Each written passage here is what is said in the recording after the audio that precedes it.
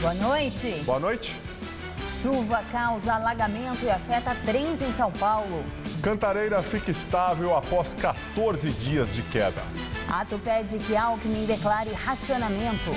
Pilotos não tinham treino específico do avião de Campos. Na Grécia, líder da extrema-esquerda toma posse como primeiro-ministro. Nos Estados Unidos, a costa leste aguarda uma nevasca histórica.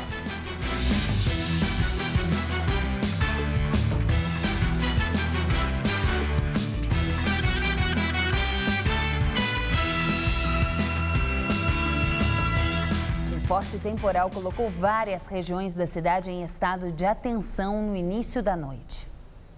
A área mais atingida foi a Zona Sul, no bairro do Campo Limpo. Um homem chegou a cair em um córrego na região e foi resgatado pelos bombeiros. Segundo a corporação, várias chamadas de pessoas ilhadas foram registradas. Por volta das 7 da noite, a circulação entre as estações Campo Limpo Paulista e Jundiaí, da linha 7 Rubi da CPTM, chegou a ser interrompida por causa das fortes chuvas. Segundo o CGE, Centro de Gerenciamento de Emergência da Prefeitura, as áreas de instabilidade estão associadas ao calor e à grande concentração de umidade no ar e estava forte na região da Lapa, Freguesia do Ó, Pirituba, Jaraguá e Perus. Manifestantes fizeram um protesto bem-humorado hoje em frente ao Palácio do Governo do Estado contra a crise hídrica. Eles chegaram a bloquear o trânsito da Avenida Morumbi. A manifestação foi organizada pela Associação Brasileira de Defesa do Consumidor, a Proteste, entidade sem fins lucrativos que busca intermediar conflitos da sociedade junto ao poder público. Um integrante do movimento colocou uma máscara de Geraldo Alckmin para ironizar a postura do governador diante da crise hídrica. Com cartazes e faixas, os manifestantes sentaram na pista da Avenida Morumbi, bem em frente ao Palácio dos Bandeirantes. Uma drag queen estendeu uma canga no asfalto e arrancou risos de quem passava pelo local. A polícia acompanhou o protesto e desviou o trânsito, que ficou bloqueado no sentido bairro. No início do mês, a Proteste havia obtido liminar para barrar a multa na conta de água para quem exceder o consumo, mas o governo estadual recorreu e derrubou a decisão. Nesta segunda-feira, a Proteste afirmou que entrou com um novo recurso no Tribunal de Justiça, desta vez pedindo que o governo assuma oficialmente o racionamento de água. O consumidor ele sai prejudicado. Nós queremos que esse racionamento ele seja feito já de forma oficial, para que essas medidas elas possam inclusive amenizar o sofrimento da população, né, que nesta seca histórica é o maior prejudicado. O grupo também diz que promove na internet um abaixo-assinado pedindo mais transparência por parte da Sabesp em relação ao racionamento. Eles querem que o consumidor seja avisado se vai haver falta d'água e em quais horários. Após 2 semanas de queda, nível do sistema Cantareira fica estável e Alto Tietê cai. Após completar 2 semanas de queda consecutiva em sua capacidade, o sistema Cantareira permaneceu estável nesta segunda-feira. De acordo com o boletim divulgado pela Sabesp, o Cantareira, que abastece mais de 6 milhões de pessoas na Grande São Paulo, opera com 5,1% de sua capacidade, que já inclui a segunda cota do volume morto. Os níveis dos mananciais Alto Tietê e Alto de Cotia registraram queda em relação a ontem. No Rio de Janeiro, o reservatório de Funil chega ao nível mais baixo desde 1969. Ele está com 4,15% da capacidade. É desse reservatório que sai água para a usina hidrelétrica de Funil, responsável por parte do abastecimento de energia do Rio de Janeiro, São Paulo e Espírito Santo. Na quarta, o reservatório de Paraibuna, um dos 4 maiores que abastecem o Rio de Janeiro, atingiu o nível 0. Segundo a Secretaria Estadual do Ambiente, não vai haver mudanças no abastecimento para a população do estado. O racionamento a curto prazo também está descartado. Moradores da região da represa Billings reclamam de poluição e mau cheiro no reservatório e criticam a intenção do governo de São Paulo de utilizar a água do local para socorrer os sistemas Guarapiranga e Alto Tietê. A represa Billings é o principal reservatório de água doce na região metropolitana de São Paulo, com capacidade para armazenar quase 1 bilhão de metros cúbicos de água. Hoje, o nível da represa está acima dos 50%, mas o que se vê por aqui é só poluição, sem contar o mau cheiro, que se torna quase insuportável. A ponto de a gente ficar com vergonha, às vezes, de chamar uma visita em casa, você não tem muita habilidade para explicar isso para as pessoas, o porquê desse cheiro tão ruim. Em meio à crise hídrica que atinge o estado de São Paulo, o governador Geraldo Alckmin anunciou na semana passada a utilização da água da represa Billings para abastecer os sistemas Guarapiranga e Alto Tietê. Os dois sistemas atendem 11 milhões de clientes da Sabesp na Grande São Paulo. A medida ainda não tem data para começar. O ferrugem, tem muito carro aí, tem muita ferragem, muito carcaça. Muitas pessoas que moram à volta da represa, o esgoto é a represa. Então, como é que você vai colocar essa água na Guarapiranga, vai colocar para consumir, né? Você vai colocar esgoto, vamos colocar água de esgoto, ferrugem para as pessoas tomarem? De acordo com o relatório do programa Billings de Quero Mais Vivo, organizado pelo Instituto Brasileiro de Proteção Ambiental, ao menos 800 toneladas de esgoto chegam aqui à represa todos os dias. E aqui nas margens, mais de 500 toneladas de lixo são despejadas também diariamente. Este é o resultado do Instituto durante mais de 20 anos de pesquisas sobre a água da Billings. Em nota, a Sabesp reitera que a água da represa Billings é utilizada há 60 anos e não oferece riscos à população. O texto diz ainda que o reservatório possui um rígido tratamento de controle de dosagem de produtos químicos e acompanhamento de padrões de qualidade da vigilância sanitária.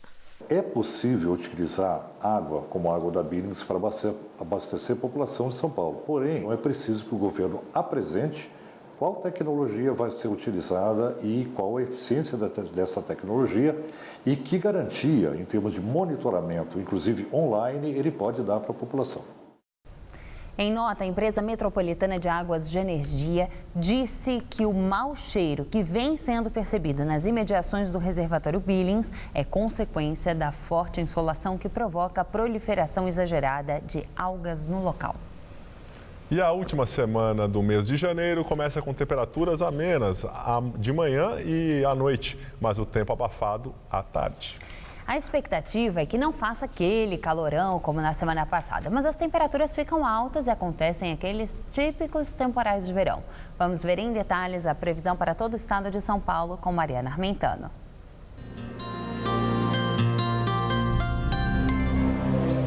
A terça-feira promete ser mais um dia de calor e temporais de verão. Com as temperaturas elevadas e o ar cheio de umidade, as chuvas fortes estão previstas para todas as regiões, mas sempre de forma isolada. No norte e no oeste do estado, as pancadas começam já pela manhã e a máxima vai aos 33 graus em Presidente Prudente, 34 em Presidente Bernardes. Na região de Franca, no norte do estado, dia mais fresquinho, máxima de 27 graus. E na cidade de Ribeirão Preto, calorão de 34 graus. Nas cidades do litoral, a máxima vai ficar em torno dos 31 graus amanhã. Em toda a faixa leste, incluindo a capital, o sol aparece ao longo da manhã, as temperaturas disparam e já a partir do meio da tarde começam as chuvas que podem vir em forma de temporais com raios e ventania. Vamos ver as temperaturas? Nessa madrugada, mínima de 20 e amanhã à tarde, máxima na casa dos 32 graus. Na quarta-feira, poucas mudanças e a máxima se mantém na marca dos 32. E na quinta-feira, a máxima prevista é de 31 graus, ainda com as típicas chuvas de verão. A FAB apresentou hoje o primeiro relatório oficial da investigação sobre o acidente que matou no ano passado o ex-candidato à presidência Eduardo Campos, do PSB. A aeronáutica apontou que os pilotos não estavam devidamente habilitados para pilotar a aeronave que caiu. O relatório foi divulgado pelo chefe do CENIPA, Centro de Investigação e Prevenção de Acidentes Aeronáuticos, brigadeiro Dilton José Schuch. Segundo ele, a investigação não visa apontar culpados, mas identificar as causas do acidente e fazer recomendações. Ele disse ainda que as investigações são divididas em 3 fases: coleta de dados, análise dos dados e conclusões. Segundo ele, a primeira fase está praticamente encerrada e os técnicos estão começando a fazer as análises análises. Por isso, de acordo com o brigadeiro, ainda não foi desenvolvida pela investigação qual seria a hipótese mais provável da causa do acidente. Não há ainda qualquer conclusão, tá? E qualquer conclusão factível, seja em cima do que nós coletamos. E, naturalmente, nenhuma hipótese foi ainda desenvolvida ou criada. O relatório apontou outras conclusões, entre elas a que os pilotos não tinham habilitação específica para o tipo de aeronave. O documento traz ainda que os pilotos do avião fizeram o trajeto de descida na base aérea de Santos diferente do previsto no mapa de navegação. A manobra de arremetida também foi diferente da informada pelo piloto. Segundo o CENIPA, a queda do avião que provocou a morte do ex-governador de Pernambuco, Eduardo Campos, em agosto do ano passado, não foi motivada por falhas mecânicas ou colisões em voo. O órgão, no entanto, evitou apontar falhas humanas como responsáveis exclusivas pelo episódio. Outra conclusão da investigação é que não houve incêndio na aeronave antes da queda. Além de Campos, também morreram no acidente outras 6 pessoas. A defesa do ex-diretor da área internacional da Petrobras, Nestor Cerveró, apresentou requerimento solicitando a retirada de pedido de intimação da presidente da República, Dilma Rousseff, como testemunha de defesa. O documento foi protocolado na tarde desta segunda-feira na Justiça Federal do Paraná, quase 3 horas depois do pedido inicial, que incluía o nome da presidente. De acordo com o advogado Edson Ribeiro, o nome da presidente havia sido incluído porque a defesa entendeu que o Conselho de Administração da Petrobras, então chefiado por Dilma Rousseff, tinha responsabilidade por contratos firmados para a construção de navios-sonda. A operação foi feita pela área internacional da empresa, à época comandada por Cerveró. Segundo o Ministério Público, Cerveró recebeu propina em 2 contratos firmados. Já Cerveró, que está preso na Superintendência da Polícia Federal em Curitiba, informou que os contratos foram firmados diretamente pela área internacional da Petrobras, sem o conhecimento do Conselho de Administração. Testemunhas reconhecem e o motorista que bateu em poste da Zona Sul é identificado. Um comerciante de 37 anos seria o condutor do carro. As testemunhas contaram à polícia que o motorista estava visivelmente embriagado no momento do acidente, que aconteceu por volta das 2h30 da manhã. O acidente aconteceu durante a madrugada na Avenida Pedroso de Moraes. Testemunhas disseram que o motorista perdeu o controle da direção e bateu o carro contra um poste de iluminação. Com o impacto da batida, ele caiu sobre o veículo que pegou fogo. O passageiro ficou preso nas ferragens e morreu carbonizado. O motorista fugiu do local do acidente. Começou a funcionar hoje a segunda faixa de pedestres na Diagonal de São Paulo. A novidade fica na esquina mais famosa, a da Ipiranga com a São João. Agentes e funcionários da CET estavam de plantão para orientar a população. Foram instaladas placas indicando a novidade e também novos semáforos de pedestres. A faixa azul e branca, formando um X bem no cruzamento da Ipiranga com a São João, possibilita cruzar de uma esquina a outra de uma única vez. Achei uma ideia muito legal. Eu acho que foi uma ótima iniciativa, né? O modelo em X foi inspirado nas faixas de Tóquio, no Japão, onde o cruzamento na diagonal é bastante comum. Em São Paulo, já estava em operação desde o dia 8 de dezembro a primeira travessia na diagonal, na esquina das ruas Riachuelo e Cristóvão Colombo, também no centro. Tudo que possa existir para se ganhar tempo aqui em São Paulo, eu acho que é uma boa ideia. Segundo a CET, o tempo médio de travessia em 2 etapas costuma ser de 2 minutos e 40 segundos. Agora, com a faixa na diagonal, esse tempo caiu pela metade, está em aproximadamente 1 minuto e meio. Isso contando com o tempo de espera, porque na hora em que o sinal abre para valer, o tempo real para a travessia é de 37 segundos, 5 de sinal verde e 32 de vermelho piscante, quando o pedestre ainda pode concluir o trecho. Deveria ter um pouquinho mais de tempo, porque quando chegar no meio, já fica meio apavorado, né? Começa já a piscar, então a gente já quer sair em disparada. Centenas de dependentes químicos continuam ocupando a região conhecida como Cracolândia, no centro de São Paulo, depois da confusão de ontem, que deixou uma guarda civil ferida e danificou 2 carros da polícia. Hoje, na calçada onde acontece a feira de drogas, nada lembrava a confusão de ontem. foi no começo da tarde do domingo, quando uma equipe da Guarda Civil Metropolitana tentou flagrar uma traficante cuja atuação na Cracolândia já vinha sendo observada havia 2 meses pelos GCMs. No momento em que os guardas abordaram a mulher, ela reagiu aos gritos, resistiu à captura, tentou fugir. Foi quando um grupo de usuários de drogas saiu em defesa dela e começou a atirar pedras nos GCMs. Um guarda foi atingido na cabeça e levado para o hospital. Por causa da confusão, a estação Júlio Prestes chegou a fechar as portas durante meia hora. A mulher presa, que também é dependente de crack, era foragida da justiça desde 2011, quando cumpria a pena por furto. O titular da delegacia que registrou a ocorrência vai investigar as agressões aos GCMs, mesmo diante da dificuldade de identificar os culpados. Cerca de 300, 400 pessoas que frequentam a Cracolândia, dentre eles muitos viciados, então é muito difícil, né? Mas a polícia tem que se empenhar para tentar identificá-los. Agora, operações policiais naquela região são sempre muito delicadas. Exatamente, porque a gente está lidando com uma pessoa que não está no seu estado normal. Ela é dependente de drogas. Então, o raciocínio e a noção de espaço, tempo, perigo é muito, muito pequena, nenhuma às vezes. Economia. Projeção dos analistas do mercado para a inflação 2015 dispara e chega a 6,99%. É a 4ª semana seguida que a pesquisa Focus do Banco Central eleva a estimativa do IPCA deste ano e a primeira após o anúncio de aumentos de impostos feito pelo governo federal na semana passada. Já em relação ao crescimento do Produto Interno Bruto para 2015, a estimativa despencou a 0,13% na 4ª semana seguida de redução. E uma pesquisa Datafolha apontou que empresários da indústria paulista iniciam o ano ainda mais pessimistas que no ano passado. Segundo o levantamento feito com 310 empresários a pedido do Sindicato da Micro e Pequena Indústria do Estado de São Paulo, 52% dos entrevistados esperam que 2015 seja bom para os negócios. No ano passado, esse índice havia sido de 65%. Segundo especialistas, o pessimismo é consequência dos resultados ruins para o setor no ano passado.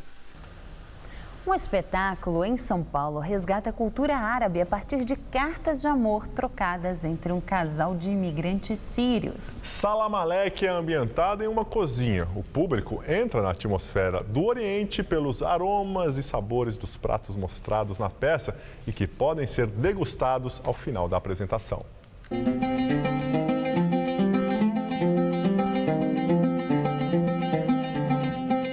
O cenário é uma cozinha. Objetos e utensílios reproduzem o ambiente de uma casa simples na rua Florencio de Abreu, na região da 25 de Março, em São Paulo. A peça se chama Salam Alek, saudação árabe que significa a paz esteja contigo. A história é inspirada em 68 cartas de amor dos avós de Valéria Arbex, 2 imigrantes sírios que nos anos 30 tiveram suas vidas mudadas depois de chegarem ao Brasil. A partir das cartas, eu comecei uma pesquisa sobre a cultura árabe, muitas entrevistas, estudei o contexto histórico, político, religioso, da época que os meus avós imigraram e como era lá, como era aqui. O enredo fala da cultura árabe de maneira leve e bem-humorada, como os casamentos arranjados pelas famílias, o chamado acordo de bigodes, e traz muitas delícias da gastronomia típica, como o pão sírio com zátar, uma mistura de condimentos e azeite e também os tradicionais doces sírios. Ao final do espetáculo, a plateia, que já estava bem pertinho, quase dentro da cozinha mostrada na história, tem a oportunidade de adentrar o cenário e, olha que interessante, até de degustar os alimentos mostrados na peça. O espetáculo também busca lançar outra visão sobre o povo árabe, muitas vezes associado somente às esfirras e à intolerância. Aqui a gente está provocando um encontro com a diferença, com o outro que vem da sua terra, larga tudo, que é muito triste. Eu acho a ideia muito interessante, mas ela não e é engraçado porque ela não fala só desse povo árabe, do povo sírio. E nós somos judeus, por exemplo, e os nossos antepassados vieram do mesmo jeito, quer dizer, a mesma história. Todo retirante árabe, se for obrigado a deixar a sua pátria, deve levar em sua mala livros, pão com azeite e zata e todas as lembranças que couberem em sua memória. A peça Salam Aleikum fica em cartaz no Instituto Cultural Capobianco até o dia 26 de abril. Aos sábados e domingos, às 4 da tarde, a entrada é gratuita. A seguir, na Grécia, líder da extrema-esquerda toma posse como primeiro-ministro. O FMI avisa que o país não terá tratamento especial e deverá cumprir os compromissos assumidos pelo governo anterior. E ainda... Nos Estados Unidos, a costa leste aguarda uma nevasca histórica. Se você quer estudar jornalismo, relações públicas, publicidade e propaganda ou rádio, TV e internet, a Faculdade Casper Libero é o seu lugar. Quer conhecer? Eu te levo! Aqui a gente aprende na sala de aula e também em laboratórios de rádio, fotografia, edição de imagens e estúdios de TV. Você também pode colaborar em revistas, sites, programas de TV e rádio laboratoriais. E tem oportunidade de estágio dentro da Fundação Casper Libero. São mais de 60 anos de tradição numa localização incrível. Faculdade Casper Libero, formando os melhores profissionais da comunicação. Quer saber mais? Acesse nosso site. No Todo Seu desta segunda, tem José Armando Vanucci entrevistando uma diva da TV. E ainda dicas de moda e beleza com a bonitinha Júlia Petit. E os temperos, texturas e aromas da gastronomia de Aldo Teixeira. Estou te esperando. Todo Seu, nesta segunda, 10h30 da noite.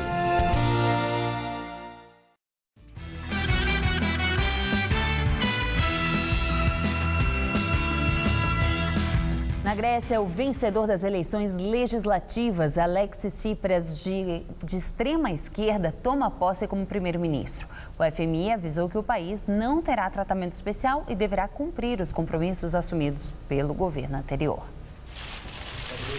Alexis Tsipras foi empossado pelo presidente grego Karolos Papoulias. O novo primeiro-ministro não conquistou a maioria absoluta do parlamento, mas hoje pela manhã formou um governo de coalizão com o pequeno partido conservador nacionalista Gregos Independentes. Os dois partidos têm posições opostas na maioria dos grandes temas, como a imigração.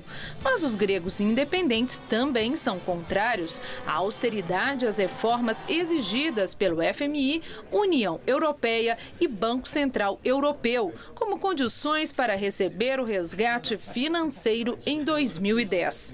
Após a vitória, Tsipras reafirmou as promessas de campanha de que não vai mais aceitar as exigências dos credores. A dívida externa grega de 320 bilhões de euros representa 150% do produto interno bruto do país. A Comissão Europeia disse que está pronta para se comprometer com o novo governo da Grécia e ajudar o país com as reformas necessárias. O Fundo Monetário Internacional alertou que a Grécia não terá tratamento especial para sua dívida e precisa respeitar as regras da zona do euro. A costa leste dos Estados Unidos aguarda uma nevasca histórica. Mais de 7 mil voos previstos para hoje foram cancelados, principalmente na Filadélfia, em Boston e em Nova York. O mesmo se repetiu em São Paulo e no Rio de Janeiro. A nevasca deve começar a cair nas próximas horas e vai afetar cerca de 50 milhões de pessoas. Veículos de remoção de neve já estão posicionados. Nova York deverá receber a pior nevasca já registrada na cidade, com ventos muito fortes. O Serviço de Meteorologia afirma que classificar a nevasca como histórica não será exagero. As autoridades pedem que os moradores permaneçam em suas casas durante a tempestade. Na Argentina, a deputada de oposição Patrícia Bullrich diz que o promotor morto Alberto Nisman foi traído por agente secreto. Segundo a parlamentar, a revelação teria sido feita pelo próprio Nisman. A traição ao promotor serviu para beneficiar um dos acusados pelo ataque contra um centro judeu de Buenos Aires em 1994. Patrícia disse que Alberto Nisman tinha encontrado uma escuta usada pelo agente secreto para repassar informações aos acusados. A deputada, no entanto, não conhece a identidade do suposto espião. Ela falou também que o promotor prometeu revelar o nome do agente apenas depois da reunião no Congresso, que iria acontecer horas depois de ter sido encontrado morto em sua casa. Uma exposição na capital paulista mostra as ruas e outros pontos da cidade de um jeito bem humorado. E quem quiser conhecer não paga nada para ver São Paulo por Paulo Caruso.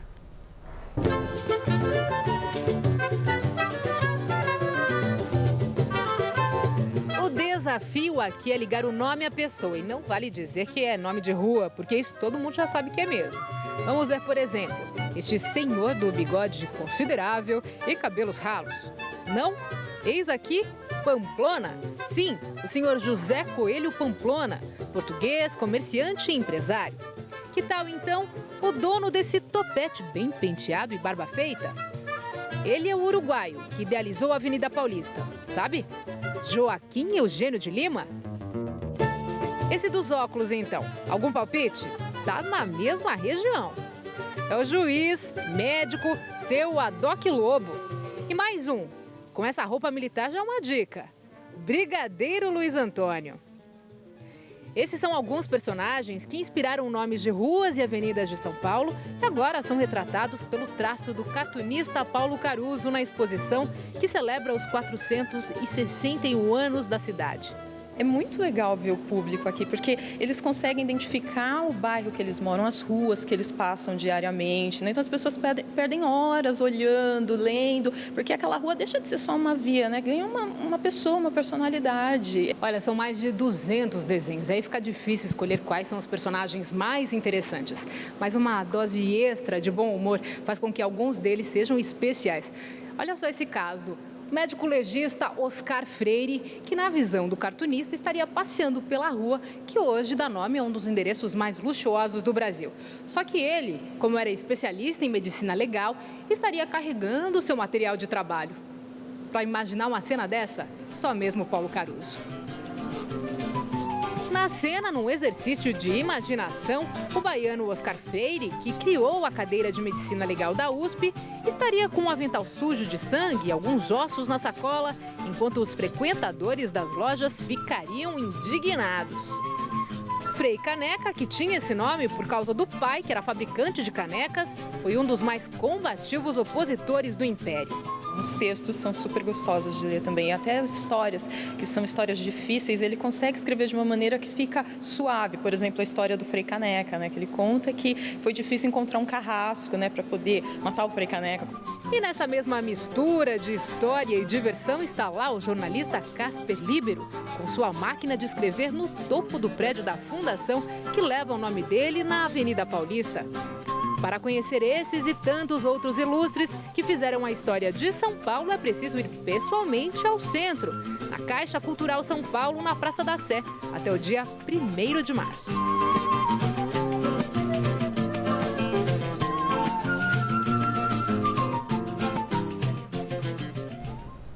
A edição das 10 do Jornal da Gazeta termina aqui. Boa noite. Fica agora com o Rony Von no Todo Seu. Uma ótima noite para você e até amanhã.